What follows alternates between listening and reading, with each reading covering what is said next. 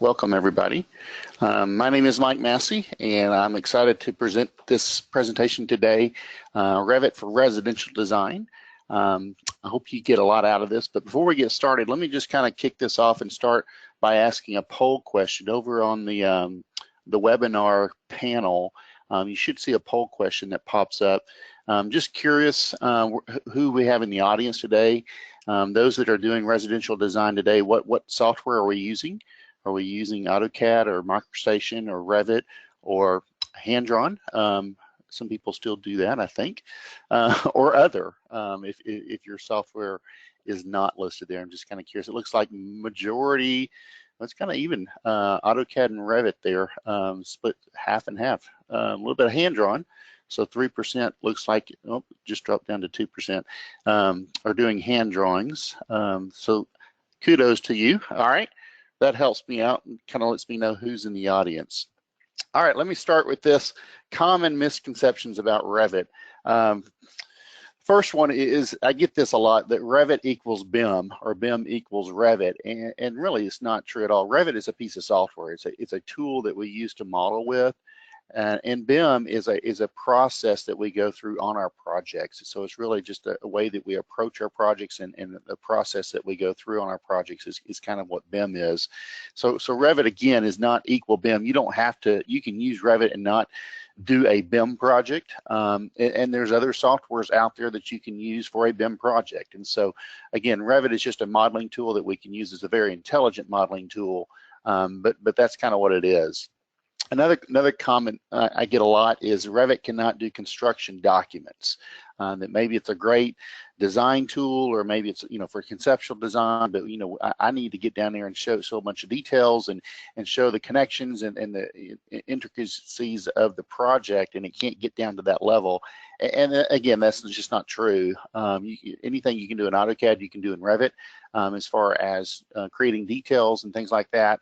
Matter of fact, you can bring in AutoCAD details if you've already got AutoCAD details drawn, but that's another big misconception that's out there.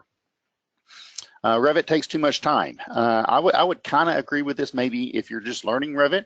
Of course, there's going to be some challenges there as you're learning a new piece of software, and I think your first couple of projects, it may take longer as you're learning the program, but I think once you get past your first 2 or 3 projects, that's where you're going to get your speed back to normal, as far as back to where you were in the AutoCAD world or whatever software you were using prior to this. And after that, it's downhill as far as the productivity that's there. It's really going to be a time saver once you get past that learning curve. Revit is implemented overnight. You know, some people think they can just install Revit and start using it, but, you know, it's going to take some planning. It's going to take some implementation guidelines, I guess, as far as how you implement a software like Revit. And there's nothing wrong with kind of merging it in with your current workflow, and maybe do part Revit, part AutoCAD, and kind of merge it in, and as you get comfortable with it, start using Revit more and more. But it's not an overnight process. I do think it takes some planning, and this is where we can come in and help you figure out a roadmap to get you to where you want to be, and figure out the best way to get you there. We can kind of help, applied software can help you develop that plan. Revit is difficult to learn. I would kind of agree with this if you're an AutoCAD user, maybe. But honestly, if I have 2 people in the room, one that knows AutoCAD and one that knows nothing at all, it's easier to teach the one that doesn't know AutoCAD, simply because Revit is just enough different, I guess, that you've got to kind of unlearn some of your habits that you have in AutoCAD.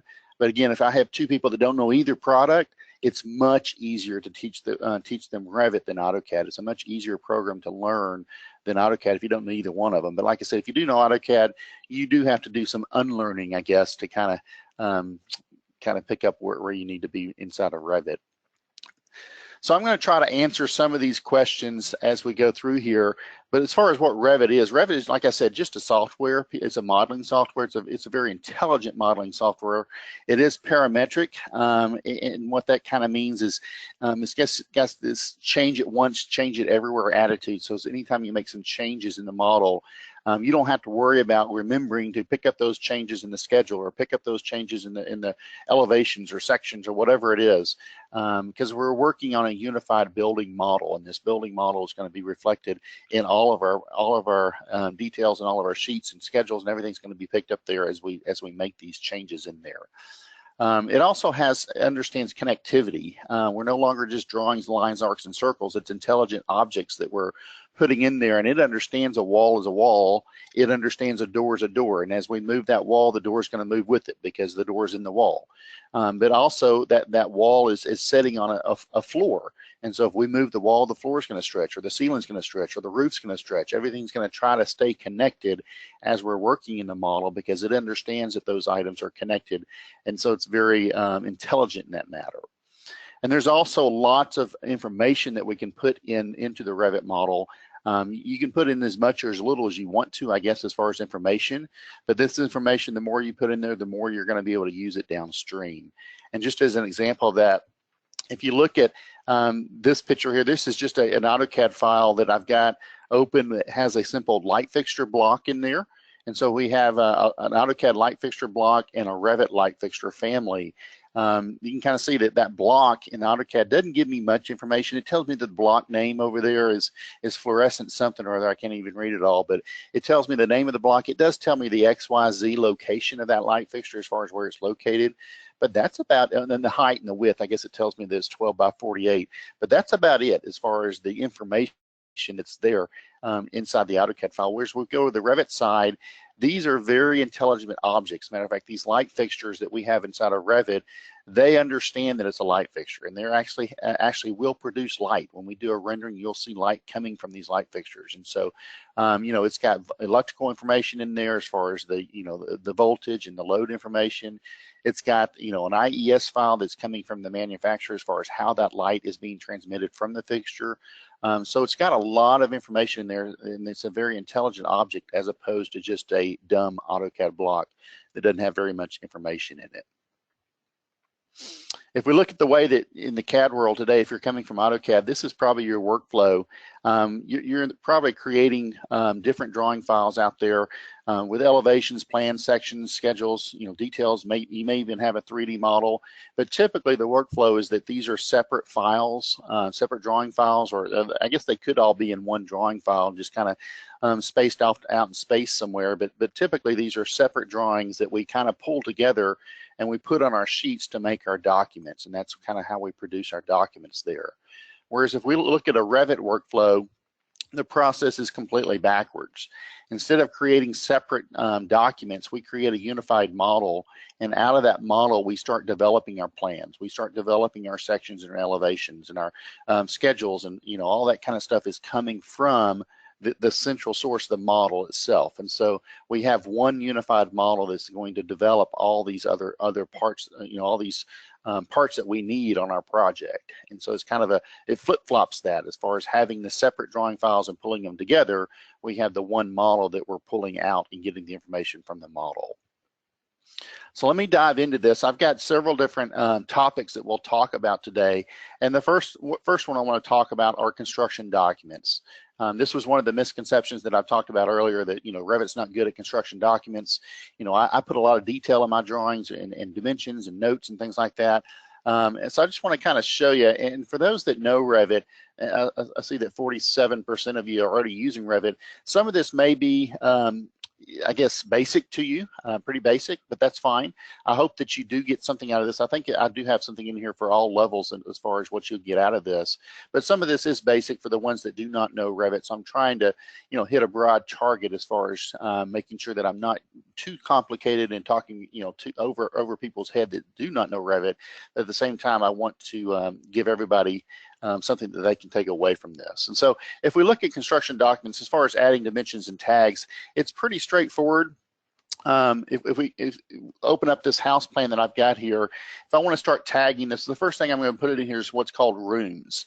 And these rooms are going to allow me to put in a room tag and a room that has a room name and a number, but also it's going to start allowing me to define what's inside of those rooms as far as the purpose of the room, the finishes of the rooms and things like that. So we've got some tag tools in there that we can tag them all in one step and put them all in there.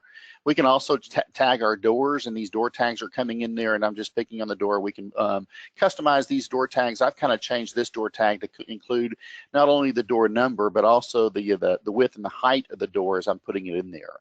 So just kind of fast forward a little bit so we don't sit there and watch me tag all these doors, but there's also a tag all that I could have used on this as well. Same thing for the windows. I can pick the window, and it knows this tag's calling out again the width and the height of the window. So I can go along and tag all the windows and put these tags wherever I want to. These tags, like I said, are completely customizable as far as the font that we're using, the size of the text. If we want to box around it or anything like that, we can change the looks and feels of those tags. So if we start dimensioning this, it's very intelligent dimensioning that we're putting in here. We're snapping two elements, and so I'm just snapping to the face of the walls in here, and I'm just drawing my dimensions. It's kind of similar to, I guess, to dimensioning in AutoCAD, with the difference being that in Revit we have to pick something that we're dimensioning to. We're not just dimensioning to 2 points out in space, but we can easily go back and modify a dimension to add things to it, as far as if we got a string of dimensions and add additional walls to it if we need to. But as far as dimensioning, it's pretty straightforward, but we're easily able to put our dimensions in there and change the look of the dimensions if we want to, as far as, you know, the tick marks and the arrows and things like that. We're also able to annotate this with notes and put leader notes in there. So if we want to come in there and put a note in there calling out something specific in our plan, we can. So this is just text as far as putting text in there and calling something out, but we're able to put any kind of text or leader notes that we want to in there, similar to what you're doing in AutoCAD today. So as far as putting the, creating a floor plan that has graphics in there, it's pretty straightforward. Once we kind of have that done, if we want to put this on a sheet, the way Revit works is we just drag that view once we're done with it and place it on our sheet with our title block, and we're good to go as far as presenting this on a sheet with a title block that has other information on there. We just drag and drop those views on the sheet, and we can print that, and like I said, we're able to create those, I guess, construction document level floor plans in there. Another option that we have in Revit that's kind of unique, and I don't think this is as easy as in AutoCAD. I guess you could do this in AutoCAD, but it's not as easy, is creating what I call colored floor plans. And there's multiple reasons of why you may want to do this. You could do it just by coloring it up by the room name to kind of see, give you a graphical picture of the plan and figuring out where the different rooms are of the plan. You could do it by area to kind of give you some square footage information in there, calling out different square footages amounts and let you know, how big the rooms are compared to the other rooms in the project. Or you could do it by something as far as simple as floor finish. If you're trying to call out floor finishes, you could do this with carpet and tile and wood, and have different colors represent different materials. You can also, instead of using colors, we could use essentially a hatch pattern in there and have different hatch patterns instead of having a solid color, which might be nice if you're printing this on a black and white printer. That way you can kind of see the different hatch patterns in there. But these are pretty simple to create. If I have a plan here and I want to create this colored floor plan, I'm going to start by placing this legend off to the side, and then I'm simply going to tell it what we want to create this legend for, and it colors up the floor plan based on the room legend. We can go in there and change it if we want to. If we don't like the colors that it chooses, we can change any color we want to whatever we want to, and it's easily modifiable as far as changing that. So that's calling out just the different rooms there. If I switch over and do another one, maybe do one by area to give me some square footage information, I can, again, just place the legend in there. And once the legend's in there, I'm actually going to go in there and change this and tell it to do by area instead of by square footage. So I'll create me a new one in here and simply call this area, and just then tell it that we want to color this up by the area. And when I do it, it's going to list all the colors in there and change the colors and give me different square footages in there, which is kind of nice. But every room's a different size, so it's got a different color for everything. So another option we can do is we can come in there and do it by range, and we can create different ranges with different colors. And so between 50 and 100 square feet's one color, and 100 and 150 is a different color, and so forth.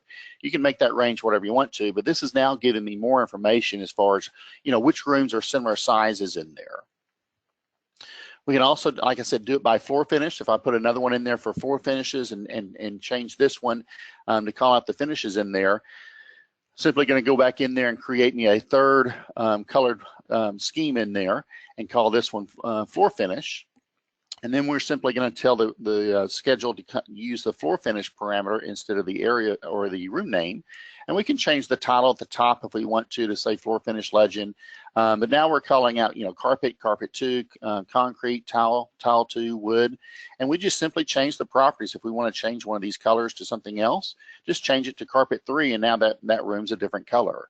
And so, again, these are very usable as far as trying to convey what your intention is as far as things like finishes and things like that, as far as what you're wanting to do in there.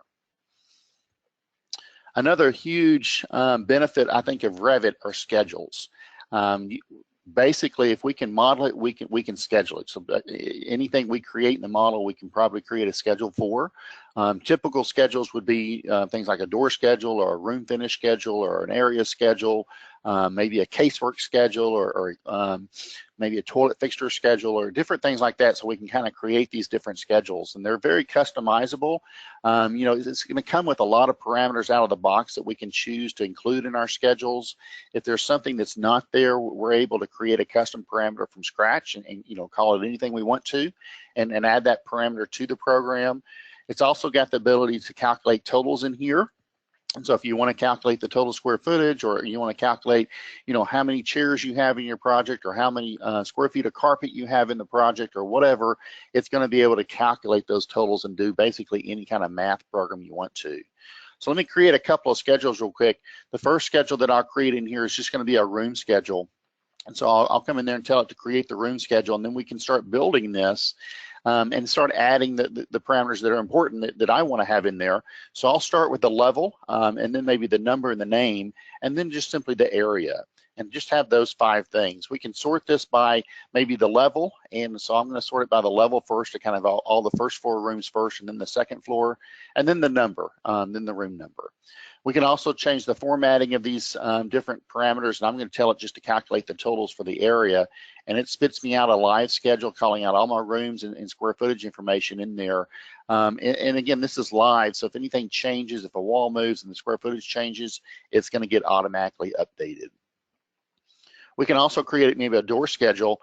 This door schedule is probably a little bit more complicated as far as the number of fields that you're going to have in there.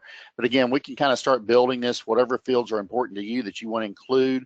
I'm going to start with the mark number and then maybe go up and do the type of the door next. And again, we can add any and all of these parameters that we want to. So you're free to come in there and add them all. And like I said, you can add a parameter if you need to add a new one in there. You can create whatever you want to as far as new parameters and call them anything you want to. So I've added a bunch of parameters to this. So there's my parameters that I want to have in there. So I'm going to go ahead and sort this maybe by the mark, and then I'll go to the formatting, and I'll tell you what, I won't change anything. So here's my door schedule. Again, this is live, so as we add doors, remove doors, this is going to get instantly updated. And notice it's telling me the 2 rooms over there as far as which room these doors are at. So it's got the swing into, or we could do the from or the to, but this I chose to do the to, calling out the 2 room and the 2 room name in there as well. Another benefit, since we are working on a 3D model, we can cut a section anywhere we want to. And so if you want to see what's going on in your plan and cut a section, I cut sections all over the place, really with no intentions ever to print them, just to kind of as a working view that I can work in to go in and see what's going on in the section view. You're able to model in this section view, so if you want to create things in the section view, whatever the view, it's easier to see things in, that's the view I go to kind of create things. You can easily switch directions of the sections. You can make modifications. Like I said, you can put call outs in here and tag things or whatever you want to do, but they're very intelligent sections. And I mentioned that change it once, change it everywhere a while ago. We've got one project, so we only have to update it one time, one place. As we make a change or an update, it changes it throughout. So the geometry is going to change the data, or the data is going to change the geometry. It really doesn't matter. If I change some information on a schedule, that can go back and drive and change the geometry in my model, just like I can change it in the model. So either place we change it, wherever we change it, it's going to update our schedules, our plans, our elevations, our 3D views, our sections. They're all going to be changed at once. So let me just kind of show you an example of that. If I go back to this plan and zoom up around this master bedroom and just take a look at this door. These doors are intelligent. I can flip them around if I want to, but let me go ahead and open up multiple views so we can look at this door multiple ways. So I've got a 3D view and a section and a schedule opened up here.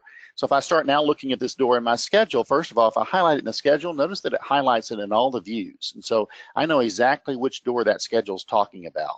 If I want to go in and change something about that door, I can do that. But I want to show you also that we can tag in the door in the section as well, as far as putting a tag in there. And then what happens if we change it? So if I go in and just change that door to maybe a glass door, it changes everywhere. So change it once, change it everywhere.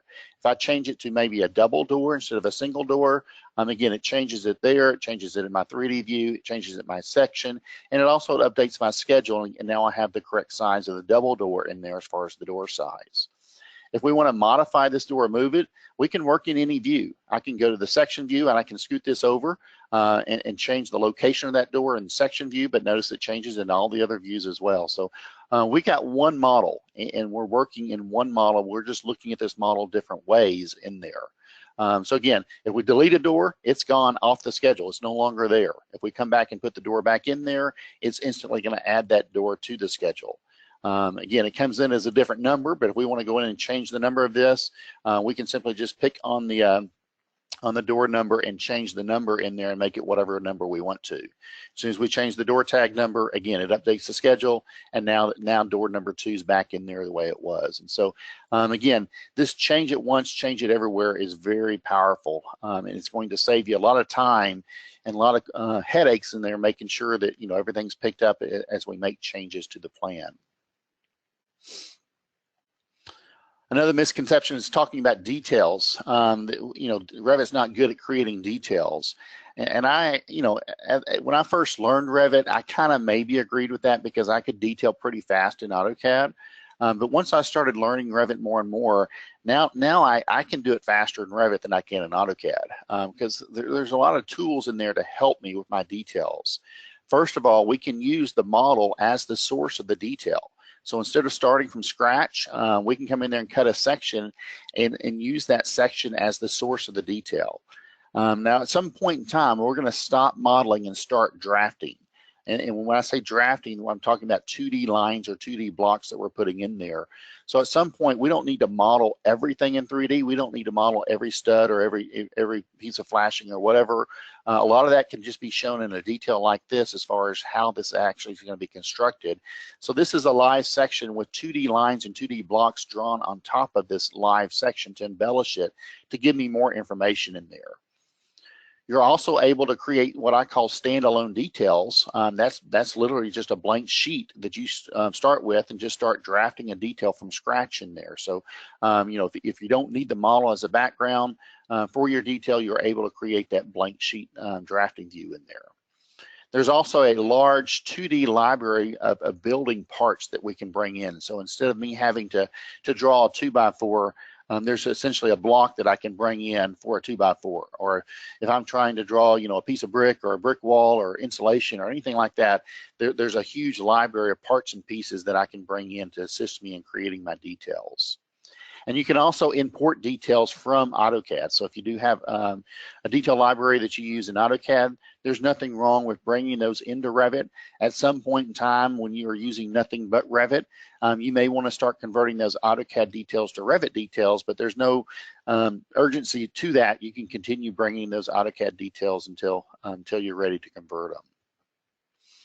Another side of Revit is the electrical side. A lot of times we do need to show some basic electrical in our plans. Revit comes with electrical. It's got lots of components out there as far as light fixtures and outlets and symbols and things like that we can use in the program. So we can show those fixtures. We can show the wires. It's got wire commands in there that we can draw the wires in there. We can actually create the panels and create circuits on the panels and show the loads on the panels if we want to. So just depending on how far you need to take your lighting plan or electrical plans, You can take it as far as you want to, but you don't have to do everything. You can just put the lights in there and show the wires if you want to, but you can take it all the way to the panels and create the circuits and the loads on the panels if you'd like to.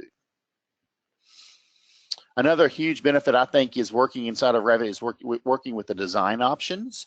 Design options are a set of tools inside of Revit to allow me to give different options to my client to show them we could do it this way or we could do it this way, and give them different options in there. In the AutoCAD world, this is kind of a stumbling block in AutoCAD. Really, the only way I would know how to do it is one of two ways. You could do it with layers maybe and have certain layers turned on and certain layers turned off to show two different design options, or you're going to take the file and you're going to do a save as, and you're going to have two versions of the file. One file showing one way and another file showing another way. The problem with both of those is that you can take your best guess as far as which one you think they're going to go with, but pretty much you're stuck in the water until they decide which method they like, which one they want to go with. Because if you guess and guess the wrong one and continue working on the project, and they pick the other option, you pretty much have to go back and remember what all you did since you made these options and update the other file. You're having to keep two files updated at the same time. And so there's none of that inside of Revit. It's got some tools in there to allow us to set this up, to create these different design options in here. I've got one showing, a high window and just a low ceiling in this bathroom, and having two different options in there. I also have one set up in here to have a hip or a mansard roof. One set up to show a straight set of stairs or a curved set of stairs, and I can create these design options and continue working on the rest of the project while the decision is being made, which one they want to go with. And then once they decide that, I just come back and accept that design option. The other one goes away, and I can just continue working. I don't lose any time or any steps in there. So it's really nice that you're able to do that. Another area that I want to touch on are visual graphics. A lot of people say that Revit is very straight lined, and I want to have more of an artistic feel to my set of drawings, to have a more personal touch. To my set of drawings, I have a particular look and feel that I want my drawings to look like, and it's hard to get that out of Revit. There are tons of different settings inside of Revit that you can change graphically, what it looks like. And so here's just a straight elevation, just nothing done to this elevation at all. It's just an elevation looking at the model. But I want to kind of show you how you can kind of change this elevation with turning on different things like shadows and lights and working with sketchy lines and things like that.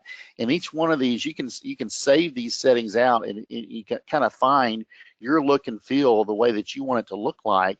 We can save those settings as a template, and then every time you create an elevation, it automatically applies those settings to your elevation so that you always have your look and feel as far as what you want it to look like. But just looking at this elevation here, like I said, this is just the elevation, nothing done to this elevation. One thing we can do is turn on sketchy lines. This was introduced about 3 or 4 years ago. They brought in the ability to create sketchy lines. So if you want more of a hand-drawn type of look, you've got complete control over how sketchy this is, as far as how jittery the lines are, and also how far the extension lines go past each other when they cross each other. You've got some settings in there to kind of control that, but you can kind of turn this into more of a hand-drawn look just by turning on those sketchy lines. Then we can turn on shadows. Just turning on shadows, I think, enhances this more, so that we can kind of get some depth perception in here, and kind of looking at this elevation so it's not so flat. Another option that I didn't put in here, I probably should have, they added a couple years ago some depth cueing in there that we can kind of control depth in there as far as things in the background. If we want them to be lighter, kind of fade away, we've got some options in there to control some depth cueing to allow to have this elevation to have more depth in there. Then we can simply turn on colors. Colors is going to enhance it more. Simply by turning on the colors, we're going to see the colors of the materials in there. This is pretty nice as far as looking at this. The trees, we can make them come to life as far as the foliage on the trees just by turning it to a realistic view. This is not a rendering. This is just a view, an elevation view that I've changed the graphics of the elevation to look this way. And then finally, we could come back in there if we wanted to look more photorealistic. We could add a background in here as far as a sky background. You could actually add an image background too. So if you actually had a photograph of your site, we could use that photograph, of the site and position that in this elevation view so it looks like the building is actually sitting on your live site. So again, lots of different looks and feels as far as presentation, creating presentation elevations. You just need to find which one fits you, fits your style. And again, like I said, we can save these settings and create these different settings. Maybe you have a couple different ones that we kind of switch back and forth between. We can save all of them and then kind of use whichever one we want to.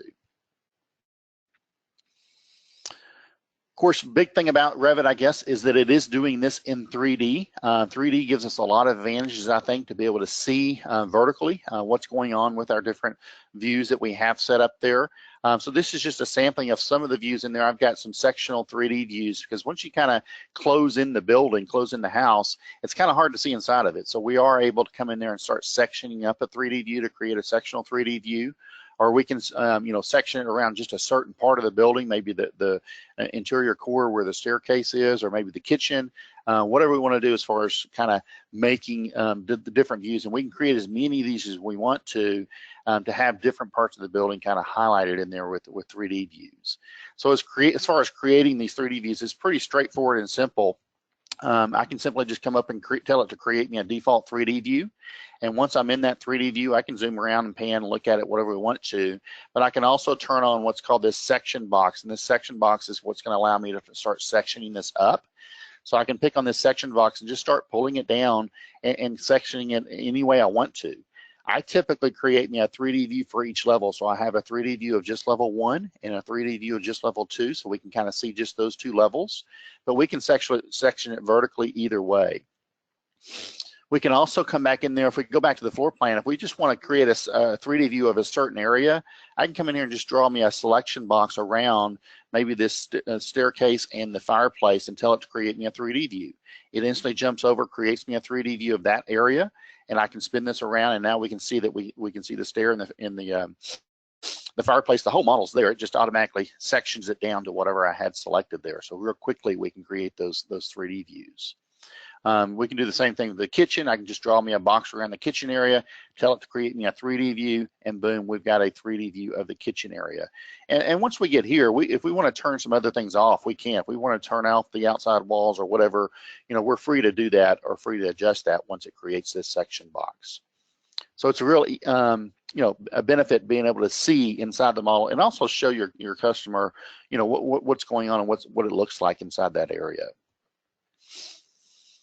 Creating a perspective view, everything we looked at in that first slide there was basically isometric views. But if you want a perspective view, we do need to put a camera in there, but it's not difficult. It's pretty much a two-click command to put a camera in there. The first click is where you're going to be standing, and the second click is which direction you want to be looking in there. So as far as putting a camera in there, you can pretty much just start the camera command. Like I said, if I zoom up on this kitchen area, to place this camera, I'll kind of stand off the back corner of the kitchen and look out toward the living area in there. And as soon as I pick that second point, it's going to instantly jump me over and create me the 3D view. So there's the camera view. Once it's there, I can adjust it. It initially goes to about a 35 millimeter width in there as far as the width that we have, but we're able to spread that out and make it wider and show more of it if we want to. You do need to be a little bit careful, I guess, because you can adjust it where it starts distorting it a little bit. But you can, make it a wider angle lens if you need to show more or less. And again, just like those elevation views, this one's got the sketchy lines turned on.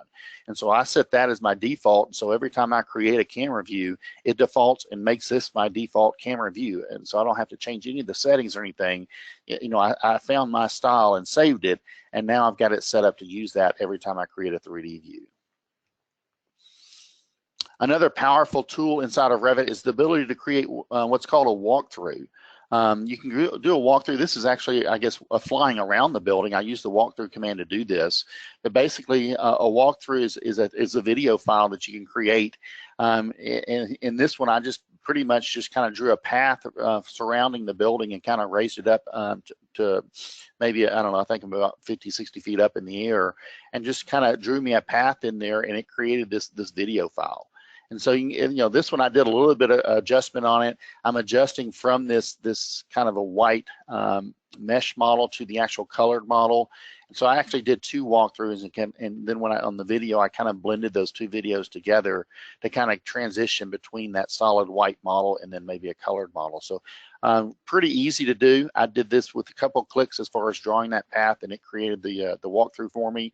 You can either view it inside of Revit, or you can export it out like I did here and create you a movie file or an AVI file so that you can send it to the client or whatever, so that they can to look at it. Another way you can do a walkthrough is to actually walk through your project. So here's another video of me actually coming up to the building and walking up to it. It's not going to open up doors. We're going to kind of magically walk through doors, but once you get inside, you can kind of walk around. And this is a great way to kind of show your client exactly what the space looks like. A lot of people will have trouble understanding 2D plans and being able to visualize that 2D plan into a 3D atmospheres, and this is a great way for them to do it. This one's kind of, I guess, is a little bit fast. You've got controls in there to speed this up or slow it down. You could actually pause it on a certain area. If there's a keyframe in there that you want to pause it on, you could actually, stop the video and tell it to slow down when we get to that certain point in there. But again, this was drawn just by drawing a path, and so basically just drawing a line in there as far as the path that I want to walk in there. It does default to be a 5'6" height as far as the camera height, but you're able to change that to make it lower or higher if you want to. But I'm just kind of drew the path in there as far as where I want to walk around. It did the hard work as far as creating the video, and then all I did was simply export this out and showing it to you. So very easy to create. Gives you ability to kind of do that. So with that, let me go ahead and just kind of talk about some real questions that people ask. Revit's very powerful. You can do a lot with it. Is it going to be faster? I think it is. Once you kind of get past that learning curve, I do think it's going to be faster because it is updating everything at once. As I'm drawing the walls and floor plan, it's creating my elevations. It's creating my schedules for me. All that stuff is being created in the background, and I don't have to do it. So it's going to save you a huge amount of time there. So I guess the big question is this one. I get asked this a lot. What does it cost to go from AutoCAD to Revit? I guess that's not an easy question to answer. As far as the cost of the software, that's something for sure that we can help you with. So if you do have questions about the cost of the software, I guess you can write a question over there in the webinar asking that you want some pricing information there. But I'll say this a lot, Autodesk has kind of gone to this different platforms out there as far as collections and suites and different things like that. So depending on what you own, you may have a suite or a collection. You may already have Revit.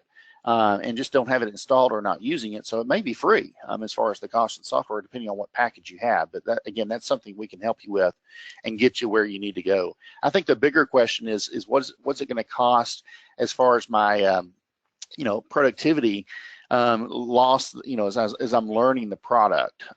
There's really never a good time to stop and start learning a new product, because we're all busy. We all have deadlines. We got things we got to get out the door. But if you can kind of work this into your schedule as far as learning this new software, it is going to be some downtime as far as the learning curve. But again, once you get past that learning curve, I think you're going to make it up.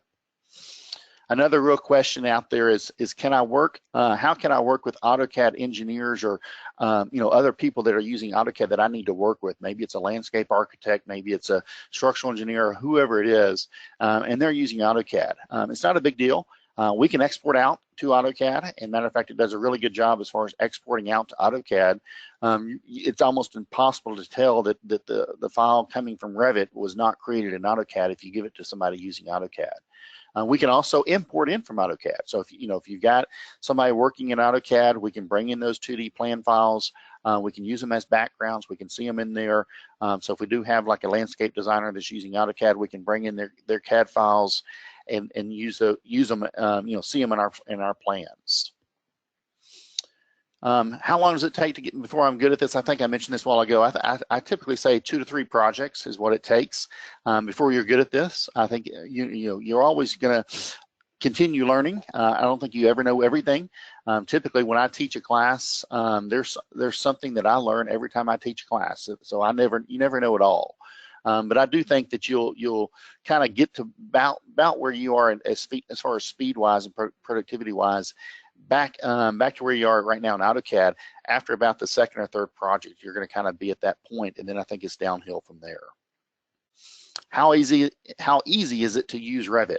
Like I said, I think it's a whole lot easier piece of software than AutoCAD. If I had two sitting side by side and nobody knew anything, they're going to learn Revit a whole lot easier, just because the interface and the user interface is a whole lot more easy. I guess it's easier to learn than AutoCAD. AutoCAD seems like you've got to go to this dialog box to this dialog box to change this setting to change what you want to. Revit's a lot more intuitive as far as being able to understand how it works.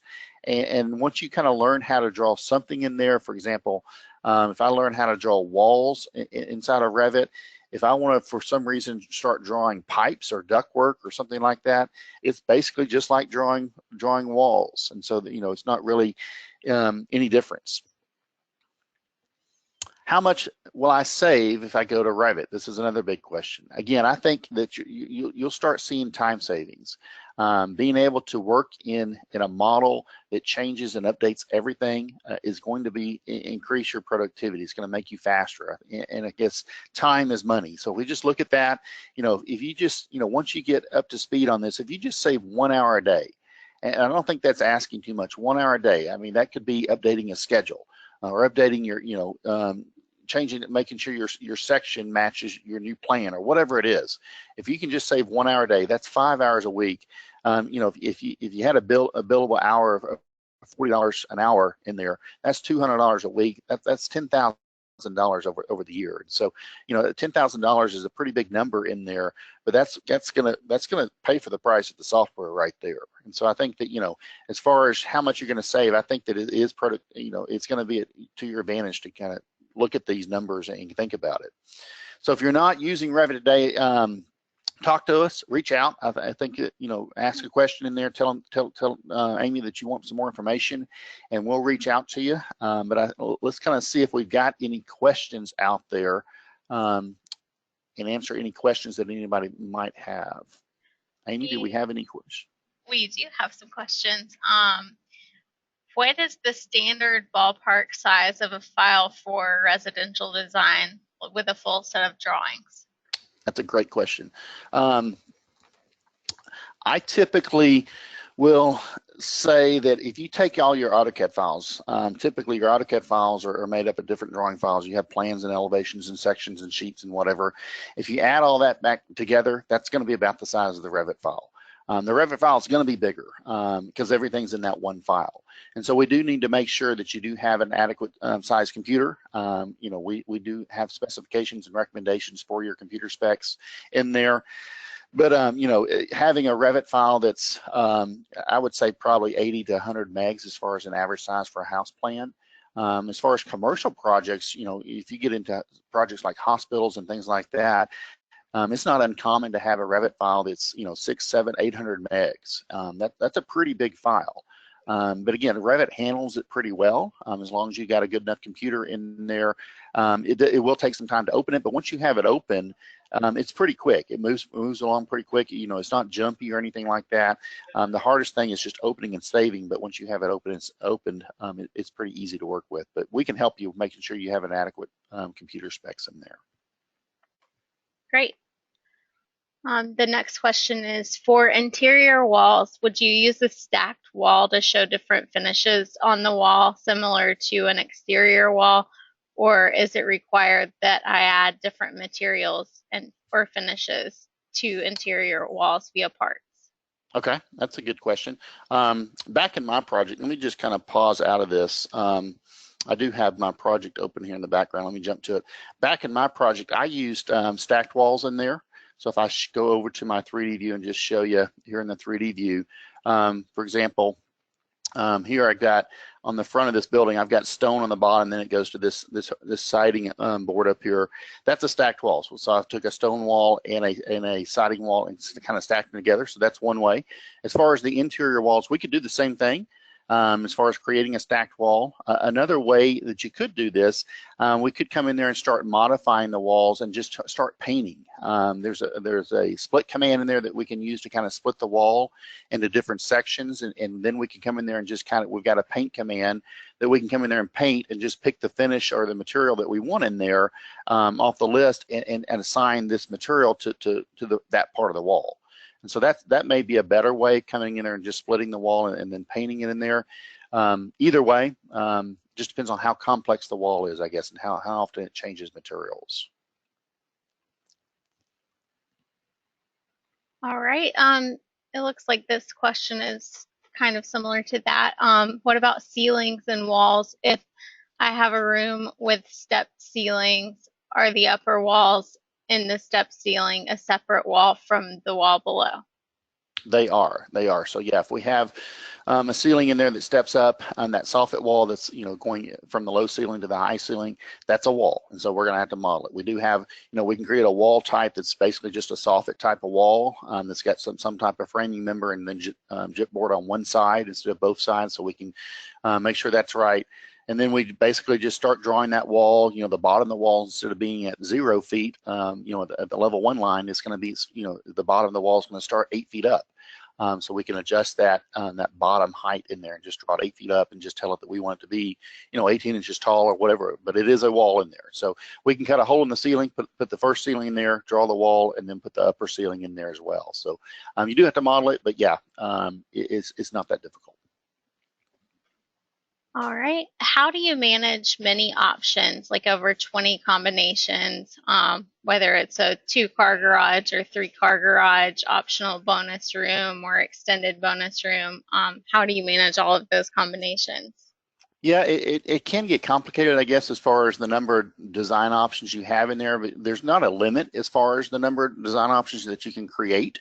In this one, I've got 3 essentially in there, but you can create as many as you want to. I guess where it gets a little bit difficult is where we have overlapping items in there. And that can be worked out as far as, how it works in there. But for example, this one design option here that I've got with this window wall here, the difference is that the design option are these high windows, and those high windows are inserted in the wall. And so I had to make the wall part of the design option as well. And so not just the windows, the wall is part of the design option. So essentially, I have 2 copies of that wall, that outside wall there. One in the design option without the high windows, and then the other one in the design option with the high windows. And so you do have to have duplicate walls in there. Once the decision is made, we're going to accept one of them and the other wall is going to go away. But essentially, we have a wall on top of a wall, but we don't see them both. We only see one at a time in there, depending on which design option we have. So it can get a little bit complicated if we have overlapping items in there. If we had different roofs in there, I would probably make all the roof as far as one design option. Well, it just depends. This project is made up of different roofs. It's not just one roof. So, this is the main roof in there, and then I've got, this is another roof in there. So if this roof was different, this was the design option, I could make a design option of this roof, make it look different, and not worry about the other roofs. But, if maybe this roof here, as far as maybe this dormer, maybe that was the design option, then I would probably have to include the main roof too, because how this intersected with the main roof would come into play, and I would have to have 2 different options there as far as how they interacted with each other. And so I guess they can get complicated. You're just gonna have to get it straight in your head, what is part of the design option, what's not part of the design option. And here I think I did do a design option here for this 3rd-car garage. And so basically I have one design that has just two car garage in here, and then another design option that basically extend this out for the 3rd car. And so it can be done. You just got to kind of keep it straight in your head. All right. And what about using Revit Live for this?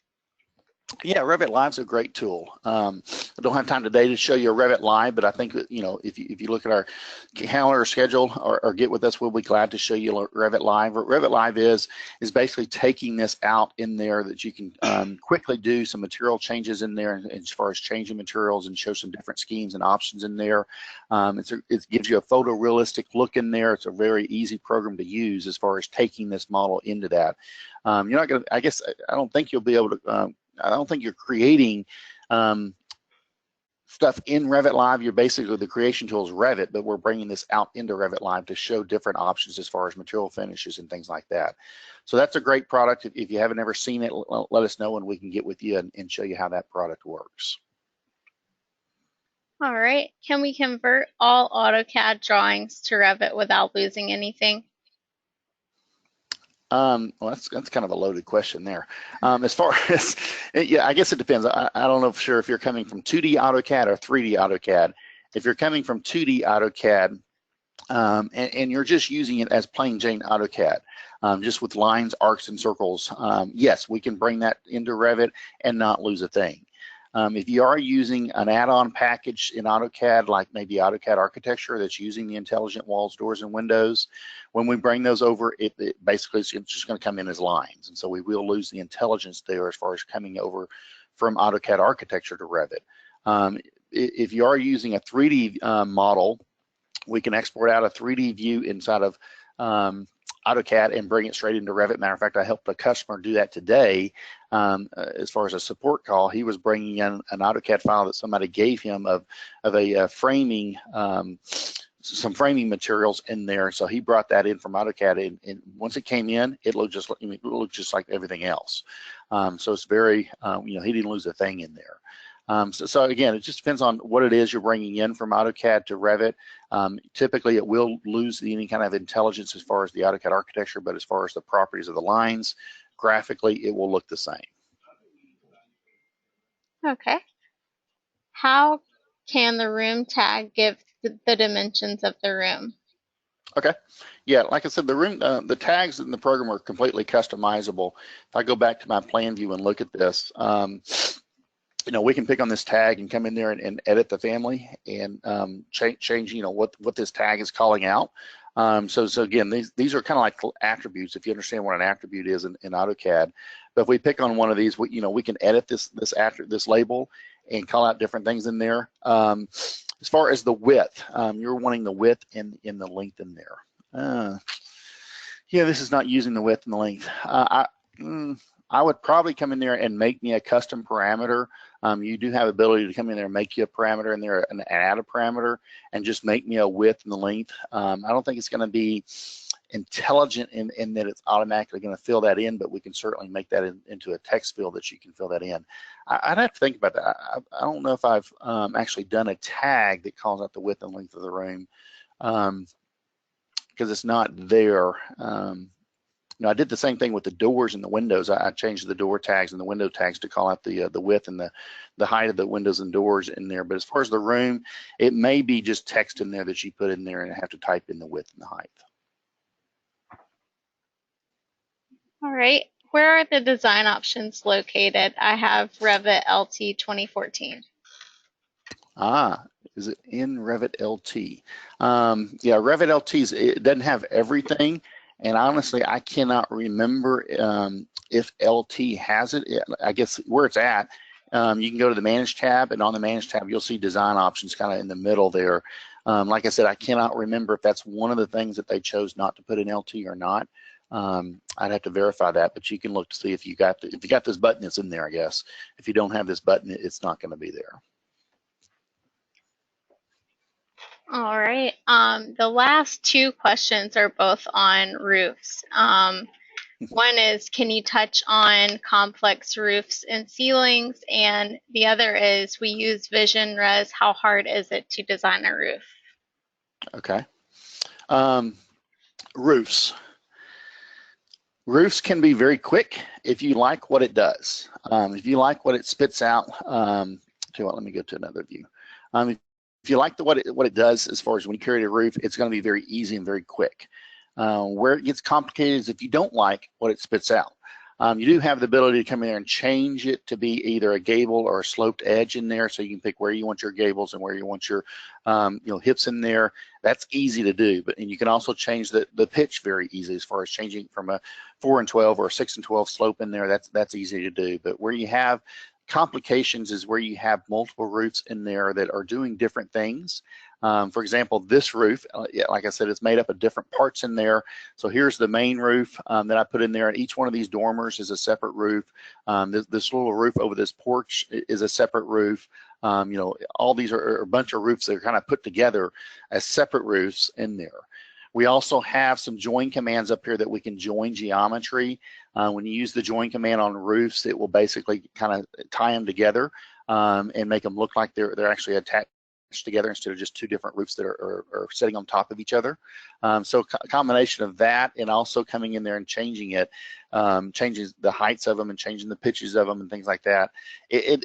It takes some time. I actually spend more time on a complicated roof than I do anything else, just because I do think it takes some time in there, and it's hard for me to visualize sometimes too exactly what I want to model, and so I've got to be able to visualize it before I can model it. And so once you kind of visualize it and kind of understand what you want it to look like, then it's easier to do it. And you just kind of build it in sections. Like I said, this is one roof here over this porch, and then I've got these other roofs there, and I just use the join command to kind of join these up and together in there.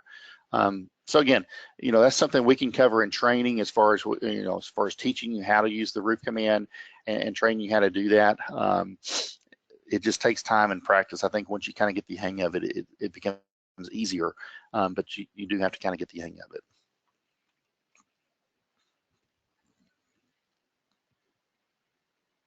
All right.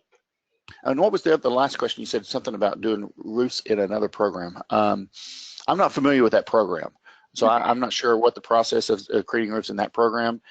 This one, you can do it one of two ways. You can do a roof by footprint, basically by using the walls as your footprint, and then it will create a roof from that footprint. Or you can do what's called the other option is to come in here and do a roof by extrusion, and this is kind of like a barrel vault roof or a curved roof or anything like that. Basically, you just draw the profile of what you want the roof to look like, and it will extrude that profile back to create your roof. And so those are the two main methods of creating roofs, are either roof by extrusion or roof by footprint, to kind of come in there and create those two different types. All right, and there was a follow-up question for the design options in Revit LT. If it doesn't have the design option, how can I create options without it? And it looks like someone from the applied software team checked, and it is available. The design options are available in Revit LT 2018. I'm not quite sure if there's a difference with 2014.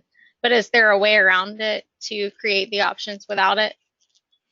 Not a good way, I guess. Okay. There's a workaround for everything in Revit, I guess.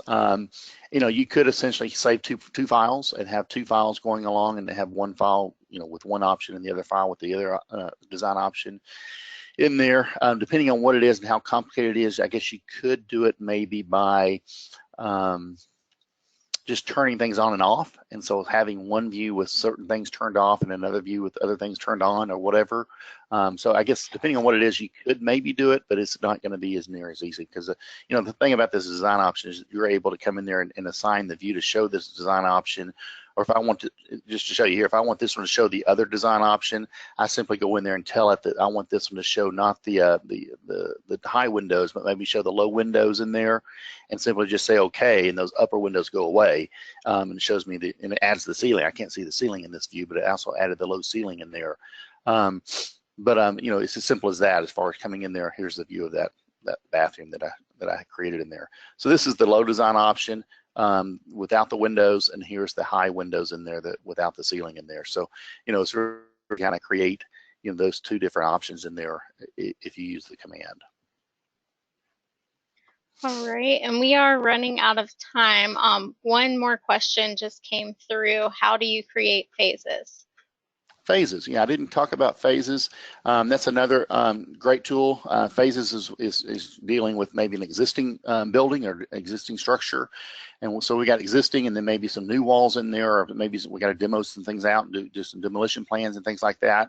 It's got a whole side to help you with that. And again, in the AutoCAD world, you'd probably do that with layers, but inside of Revit, we create our phases in there and just kind of create our different phases, existing, new construction, and future.